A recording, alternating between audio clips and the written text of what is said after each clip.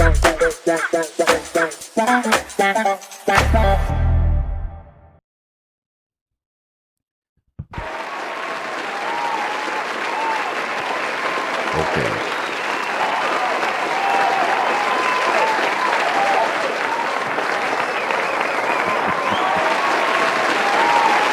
Ya. Bien. Esto es el segundo episodio, o sería el segundo episodio de En el medio, sin medios, por el canal Te lo digo en podcast. ¿Por qué te lo digo en podcast? Porque aquí estoy tomando el podcast como un modo de lenguaje. Ok, entonces, la última vez yo estuve hablando de primero por qué decidí hacer este podcast. Esto es como un FOMO para mí, es algo que no quiero estar como, no quiero perderme de hacerlo y ver, sentir que sé cómo es esto, pues, porque me encantan los podcasts. Ahora dije que iba a hablar de algunas cosas en algunos episodios, que le iba a dedicar algunos temas, algunos episodios. Por supuesto, tiene que haber un tema, pero en esta ocasión yo creo que se lo vamos a dedicar a el asunto del miedo escénico. Esto porque he sido, este,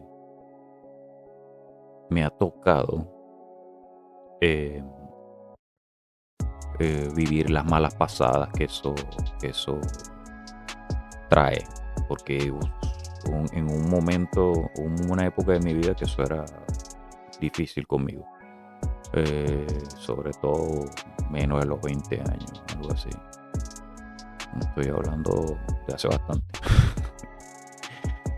Bueno, yo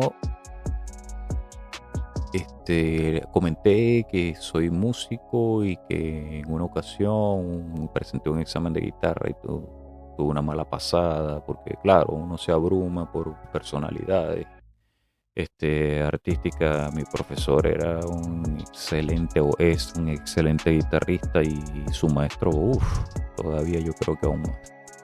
Y ellos son personas súper reconocidas a nivel académico de la música en Venezuela, que es el país donde yo soy. Entonces, ese examen fue un poquito tortuoso, eso, porque incluso decidieron que teníamos que hacer una pausa, que yo me relajara un poco, respirara y tal. Bueno, esa fue una de las ocasiones. Tal. Una vez también, a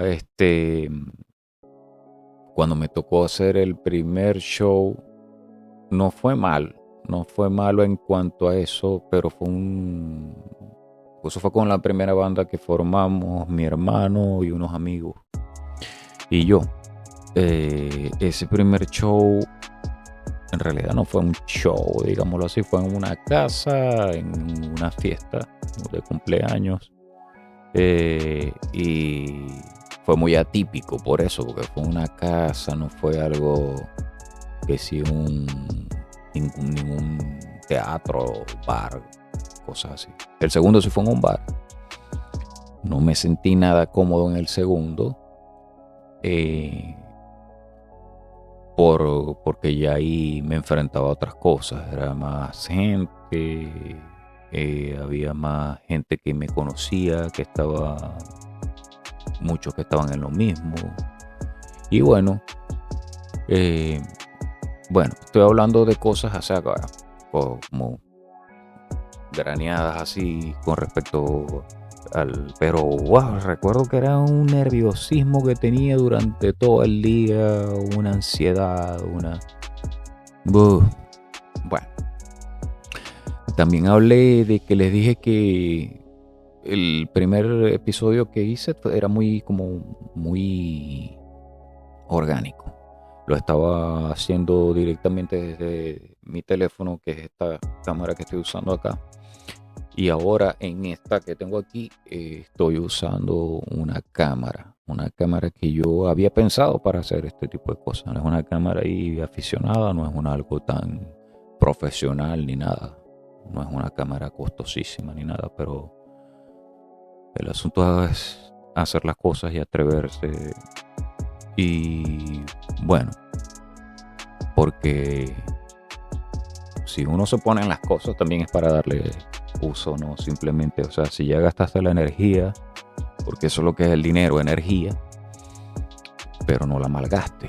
Dale el buen sentido a esa energía y ponla a caminar, por ejemplo, haciendo cosas que te gustan o que te inquietan. Que de pronto me sienta muy cómodo haciendo el podcast. De pronto ahorita sí, estoy sentado en un sofá. Esto no es un estudio en mi cuarto, por supuesto, el que sepa se puede dar cuenta. Estoy en mi cuarto y simplemente arrimo la cama, hago cosas aquí. Pero ya ven que lo quiero hacer. Hay muchas personas que tienen podcast y están en una esquinita, en un rinconcito de su casa. Y tienen no sé cuántos episodios, temporadas, y son interesantes. Gente que lo hace desde un estudio de oficina, simplemente no tiene que ser un estudio específicamente para esto. Eso es lo bueno de la tecnología ahora, pues. Ahora, siguiendo con el tema del miedo escénico, resulta que a lo mejor a alguien que al principio yo no sé si esto va bueno, según cómo son los algoritmos y estas cosas, yo no sé ni siquiera cómo esto se puede promocionar, lanzar de una manera que el propio algoritmo lo difunda, pues. Pero como yo no soy nadie conocido, no tengo un nivel de conducción y ni siquiera podcaster y broma. Bueno, ya un podcaster, me imagino que ya si yo termino una temporada de esto ya me puedo decir, no, es el nuevo podcaster, o sea, digamos pero decir aquí una revelación o algo que este tema le sirva a alguien, me parece que estoy haciendo un aporte a la humanidad, digamos, un sacrificio por la humanidad, porque toca cuando tienes hijos, como es mi caso, a veces te toca vivir cosas y que no quieres o sea, que estás viendo algunos indicios de cosas que viviste que le están pasando a ellos y tú le quieres dar el atajo o no los quieres ver sufrir tanto y le explicas lo que te sucede, te abres, pues. Y a mí en una ocasión en particular, esa sí fue, eso se volvió un dato en mi vida. Se volvió un dato me refiero a que, oye, es como un tabulador. Recuerdas lo que te pasó, recuerdas en ese momento. Ya ahorita, por supuesto, he superado, pero eso me enseñó mucho a vivir con esas, bueno, a soportar la sombra de ese momento complicado. Para la edad era un poco no, fue bastante duro en el momento porque yo no sé si era que yo no estaba preparado para estar en la universidad todavía. Yo sin verdad cuando digamos lo que aquí donde estoy se dice high school, el bachillerato, pues en Venezuela, la escuela donde salí, aparte que yo no era muy buen estudiante, no era muy buena escuela tampoco, y salí con una base mediocre, digamos. y me tocó estudiar con muchachos que, wow, que venían de escuelas que ya estaban bastante, que llegaban preparados a la universidad, llegaban mucho más preparados. Y bueno, me toca una exposición. Uy, caramba. ¿Qué le puedo decir? Bueno, vamos a ponerme un poquito acá, recostarme un poco. Esta exposición, oye, fue duro porque yo, ok, estudié el tema, tal, me acordé, la materia creo que era metodología de la investigación o algo así. Pero sí, metodología de la investigación. Ok, aquí de nuevo, creo que me va a tocar un trabajito de edición. Ya que estoy conociendo cosas que desconozco del equipo. Ok. No sé, me lo está grabando como fraccionado, ya veré después. Me tocó. Pero bueno. Hablaba de que era metodología de la investigación. Y esta profesora que me tocó, o que nos tocó al grupo, tal, que daba la cátedra, era como de los que conocemos a esta gente, este cómics de la gente. Bueno, yo no fui nunca fan de ese cómic, pero se escuchaba mucho dentro de los comentarios que era del Dragon Ball, que la tipa era algo así como un Super Saiyajin. Bueno, ella hablaba y se jactaba de... Era una señora, yo creo, me atrevería a asegurar de que ella ya es difunta. En el momento ella tendría 60 y algo, cerca. O sea, y estoy hablando ya de hace ya 30 años más o menos. Esta profesora, súper preparada, una mujer súper, todo un nivel académico altísimo, y así se jactaba y dice, bueno, en el año tal, yo estuve en tal parte, fui a la universidad de tal, hice un tal, hasta doctora era. Y bueno, el asunto con el miedo escénico es que uno estudia, uno hace cosas, uno se graba las cosas, trata de hacer, pero yo iba un poco inseguro porque mi material de apoyo, o sea, láminas y cosas así, no eran como, sinceramente eran mediocres, no estaban bien hechas, porque uno tenía que poner uno, eso se llama rotafolio, uno lo ponía atrás y uno iba pasando la lámina y todo, la lámina o un pliego de papel bond, creo que es el nombre de ese papel, y uno hacía con un marcador todo lo que uno iba a hacer.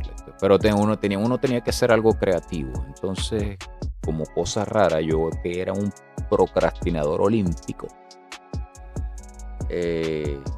si existiera la disciplina, yo hubiese dejado hubiese tenido récord. Bueno, entonces dejé, por supuesto, el asunto para tiempo extra. Entonces, sorry, se me seca la boca. Resulta que bueno, había uno de los muchachos que era casi como un expositor nato, entonces, y otros que, ok, normal, o sea, creo que éramos 4 en el grupo o algo así. Sí, bueno, tampoco es que yo tengo buena memoria, pero tampoco es que sí, creo que sí éramos 4. Frente al salón que era el aula de clases, ahí se estilaba un mínimo de 35 alumnos, pero yo creo que éramos como 40, algo así. Bueno, total, estábamos en esa presentación y me toca a mí, compadre. Wow. Bueno, como digo, eso me sirvió. Me veo aquí, como me estoy viendo la cara, me estoy como monitoreando en pantalla, entonces digo, eso te sirvió, eso te sirvió. Pero no se crean que esto continúa, eso es un trabajo de vida, un trabajo que cuesta. Claro, te das cuenta con el tiempo que la gente no come, que la gente también es como tú, que va a pasar cosas muy similares a ti, la gente es muy similar a lo que uno es. Claro, tú puedes tener tus gustos excéntricos quizás, o una manera de comportarte distinta o fuera de lo común, no vas con las masas. Bueno, yo me incluyo en esa parte, yo no voy muy metido en, en ese camino donde quiere ir todo el mundo. No soy, por ese lado soy un poco, ¿qué puedo decir? O sea, digamos que muchas veces he hecho cosas por nada más complacer a los demás y es algo que me parece estúpido y bueno, ya a esta edad, el camino que voy, imagínate, que yo le diga a alguien, no, ¿sabes qué? Estoy haciendo un podcast o quiero hacer un podcast. Es que lo que me van a decir que es ridículo es eso, muchachos, que ¿de dónde se te mete a ti en la cabeza hacer un podcast? ¿Qué carajo te crees tú? Porque generalmente la gente lo que hace es que saca a flote tus propios temores. O sea, se vuelven como un reflejo de tu. Entonces tú dices, coño, es verdad, me va a ir mal con esto. Pero ajá, y si me va mal, ¿qué pasa? O sea, si hay un fracaso en lo que, si yo me he hecho de pronto una expectativa de esto que estoy haciendo increíblemente potente, algo muy exitoso, ¿qué tal? Y resulta que es totalmente lo contrario, que de hecho lo más probable es que sea eso, que nadie vea, porque nadie te conoce, ya sería como, digamos, wow,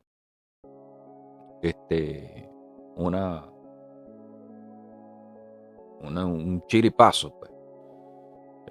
Como un one hit wonder, digamos así, o algo súper casual, que se vuelva famoso un podcast así de la nada, metió un cuarto, un sofá, que hay un podcast que yo sigo que le voy a decir, para darle el mérito si se llega a ser, se llama 99%, son unos compatriotas venezolanos, claro, pero ellos son gente que viene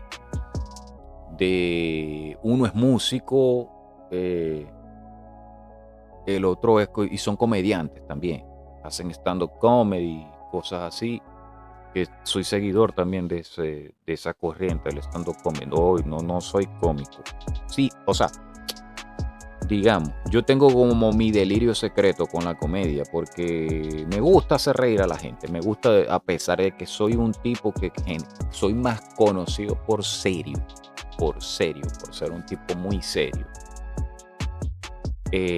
antes que alguien que se acerque a lo cómico, a la comedia. Pero yo, bueno, veo un tipo que yo soy muy admirador de un tipo que compatriota también, de la comedia, que es súper serio. Lo veo en las entrevistas y no es nada. Y es el señor Emilio Lovera, que es, wow, una autoridad en eso de la comedia. Una autoridad total. Mis ovaciones al señor. Igual a su compañero Laureano Márquez, pero Laureano Márquez es más, tiene una personalidad menos estoica que Emilio. Y bueno,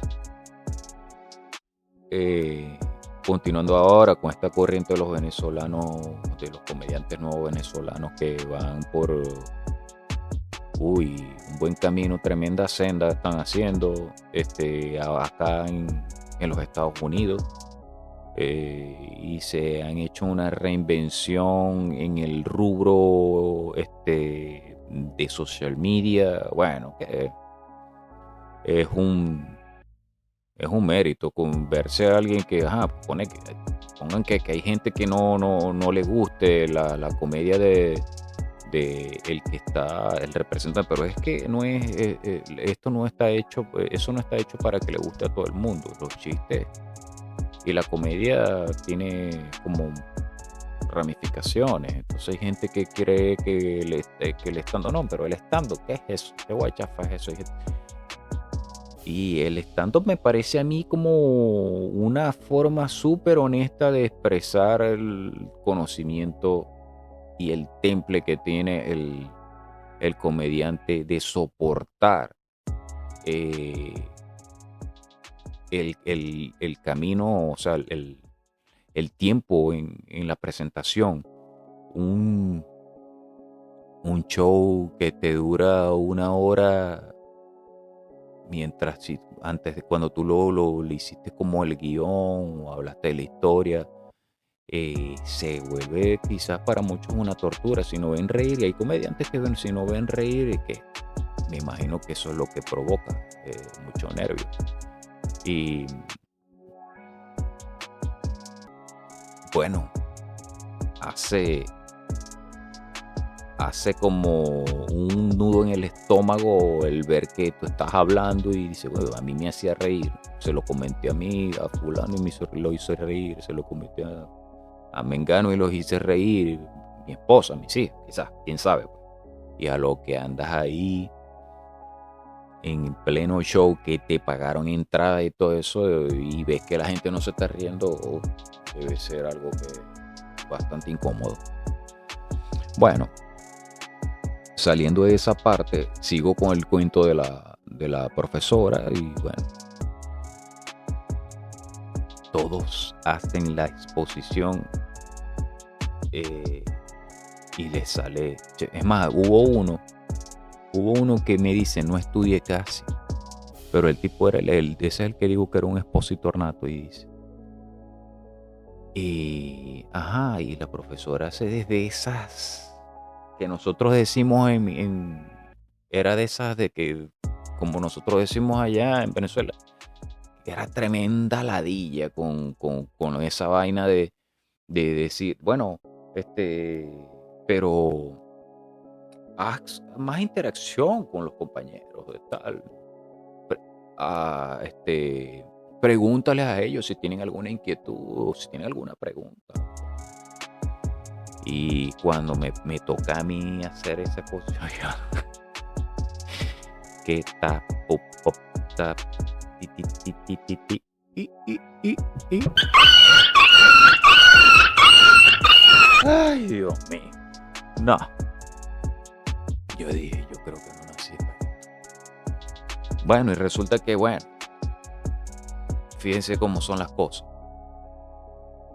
Terminé decidiendo ser músico. Bueno, eso fue como si la música fue algo que... y todavía, yo siento nervios. No me quiero imaginar si yo tengo un show ahorita ya después de... Oye, que yo tendré más de 10 años que no hago un show en vivo. Todo es metido en un estudio acá, tal. Porque, bueno, como yo emigré, y claro, hay gente también que emigró y se le ha presentado la oportunidad. Y bueno, y ahorita hay muchos que están que creían que jamás iban a volver a tocar a su vida, y ahorita es el momento. O sea, esta ha sido la temporada que más han tocado en su vida. Y bueno, para unos los escenarios son distintos y para otros, bueno, resulta que continuó con la tipa y dice, bueno, los muchachos bien, y a él especialmente lo felicitó, casi que lo alzó se lo puso en los hombros casi, ¿qué tal?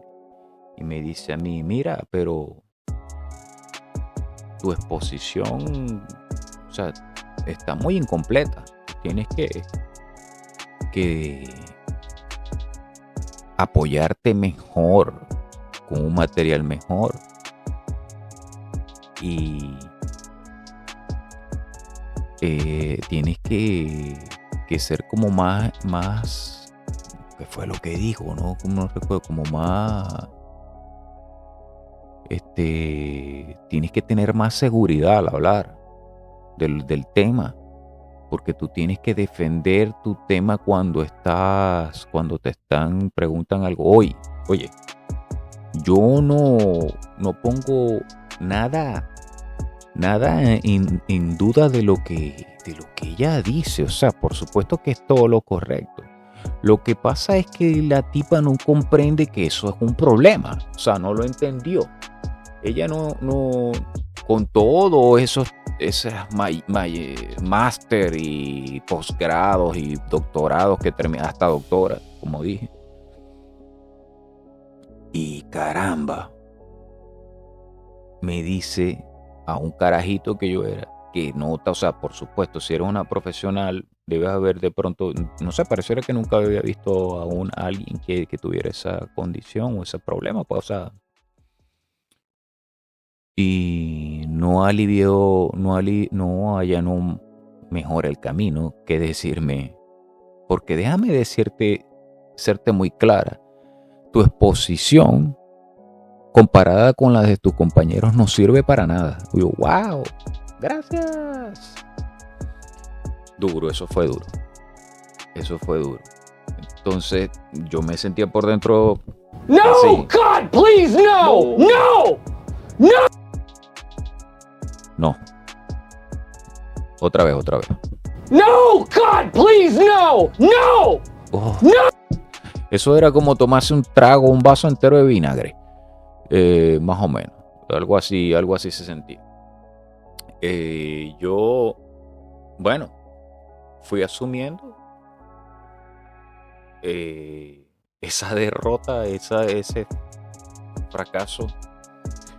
Lo viví bien chamo, pero tocaba. En algún momento prefiero a que haya sido en ese momento que ahora, pues, pero ya claro, uno también sabe cómo manejar esas situaciones y ya uno lo maneja después. Ok, hice muchas presentaciones, muchos shows, y todo eso me fue ayudando, pero por decirte, los primeros días yo decía, coño, ¿hasta cuándo esta vaina? Entonces ahora resulta que veo entrevistas de grandes artistas increíbles y dice, no, siempre estoy nervioso, siempre. Y cuando están en el show hacen aquella maravilla. Lo que es la profesionalidad individualmente, o sea, como hay otros también que ni te imaginabas que eran tan nerviosos y se lo llegaste a notar un momento, o sea que... Y bueno, ya después de eso yo dije, caramba, porque literalmente,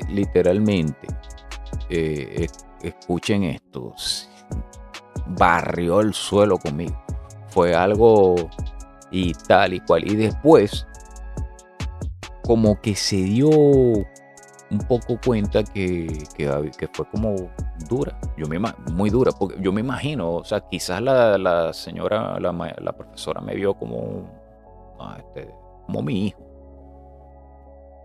y me iba a hablar a un semejante, pero delante de todo el mundo, ese tipo de cosas, en vez de decir, oye, mira, pero tú tienes un problema que tenemos que...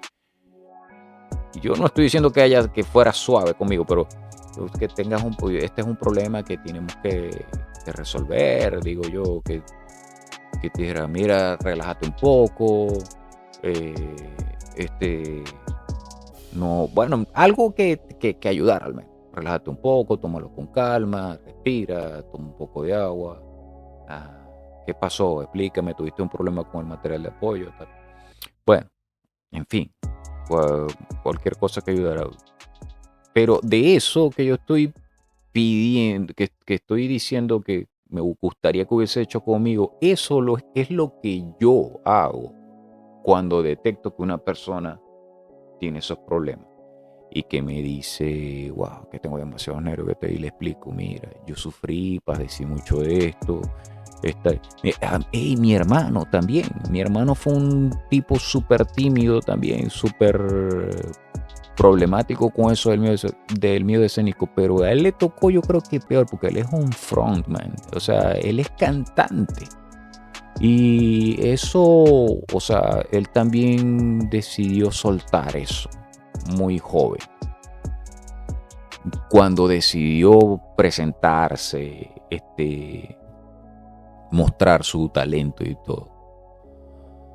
Y yo soy el que soy como de mi familia, el más músico, o sea, el que toca instrumentos, tal. Él también toca, pero no es algo así desarrollado. Pero él, en cuanto al canto, eso fue lo suyo. Y es muy buen cantante. Y también tuvo momentos terribles con el miedo escénico, pero a diferencia de él conmigo, es que mi hermano siempre fue muy preparado y muy buen estudiante. Y a él lo que le tocaba era de hacer lo que yo comenté en el primer episodio, que fue que se preparaba al doble, sencillo, y eso le daba seguridad. Y mi hermano fue un taco. Nosotros decimos un taco a la gente que es muy, muy certera en lo que hace. Bien, esto se podría hacer un poco tedioso el tema, pero resulta que eso ahora me sirvió, he ayudado a gente. No me burlo de la gente que le veo ese inconveniente. No, cuando me lo muestran, me lo ponen de frente, no se los hago que sea pesado, que no soy un tipo burlón con respecto a eso. Esos son temas serios, de verdad. Hay gente que también se burla porque simplemente lo que está es como sacando a flote de lo que ellos temen. O sea, entonces ellos hacen lo que creen que le van a hacer a ellos si les sucediera lo mismo. Y bueno, no sé, porque son cuestiones ya más de psicólogos y tal para atender esos casos, pero en fin, yo hasta, digamos, yo había hecho en una nota algo con respecto a ese tema. Bueno, pero lo que sí puedo decir yo es que yo ni me imaginaba tener la iniciativa de hacer algo como esto, de ponerme frente a una cámara, por más que no haya nadie acá. Pero se lo he hecho saber a mi esposa, pues, a mis hijas, saben que estoy haciendo. Hay una de ellas que está aquí conmigo, o sea, que no aquí en la habitación, pero sabe que yo estoy grabando, que estoy haciendo algo. Y que vean que eso es algo natural. Eso me agrada. Pero a esa edad, en ese momento, que me imaginara yo que iba a suceder algo así, jamás, sería impensable. Con respecto a hablar de la comodidad del podcast, me siento cómodo aquí. Estoy tirando un poco de charlatanería, digamos. No, bueno, no, tampoco de charlatanería, pero de cháchara, hablando al respecto de un tema en específico que me afectó. Pero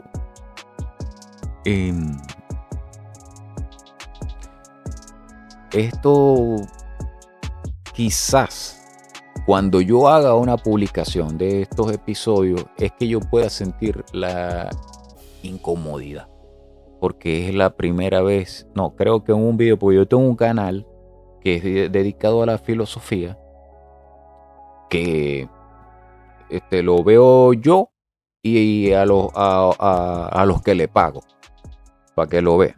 O sea, estoy siendo un poco sarcástico o quizás demasiado, pero no lo ve nadie. O sea, solamente hubo un video que tuvo 1000 y tantos de vistas. Los demás hay unos que no llegan ni a 50. Imagínense. O bueno. Ajá. Pero aquí estoy haciendo esto. Quiero reinventar esas cosas. Pero bueno. Para no hacer esto más largo. Les digo que dentro de la incomodidad es donde uno debe hallar comodidad, porque es lo que hace a uno más productivo, más proactivo a todo y no reactivo. Es lo que te enseña a afrontar más situaciones de presión, y a eso es lo que llaman salir de la zona de confort y aceptar la naturaleza humana como es. Bueno, me despido. Esto fue el segundo episodio. Muchísimas gracias al que vea. Si le gusta el kit, ya sabe, like, compartir, comentar. Me despido con... Gracias.